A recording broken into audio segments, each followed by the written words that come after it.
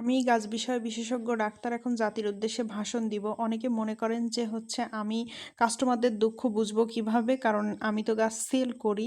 তো ১ম এ বলতে চাই দেখেন আমি সেলার হওয়ার আগে অবশ্যই একজন বায়ার। আগে গাছ কিনি, লাগাই, তারপর সেগুলো বেশি হলে তখন অতিরিক্তটা আপনাদের কাছে সেল করি।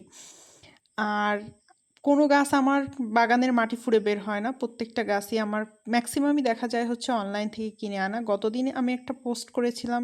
সেখানে ছবি দেখে অনেকে বলছে যে, "আপু এই পাতাগুলো তো নষ্ট হয়ে গেছে। এই গাছগুলো বাঁচবে কিনা, মারা যাবে।" অনেক কথাবার্তা। বাট কচু গাছ কিন্তু সহজে নষ্ট হয় না।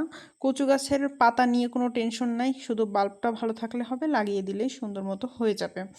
আর এর আগের দিন যে পার্সেলটা রিসিভ করেছিলাম সেখানে আমার পিঙ্ক লেডি ছিল, কিন্তু দুর্ভাগ্য দেখেন ওই পিঙ্ক লেডি ওই আপুর থেকে আমি আগে একবার নিয়েছি, সেইবার পিঙ্ক লেডির টোটালি কোনো চিহ্ন ছিল না, পুরো পচে গলে টিস্যুর সাথে মিশে গিয়েছে। এবং নেক্সট টাইম আপু এই জন্য আমাকে কাপে করে দিয়েছে, মানে লাগানো অবস্থায় দিয়েছে, তারপরও পচে গিয়েছে। মানে আসলে কিছু জিনিস ভাগ্যেই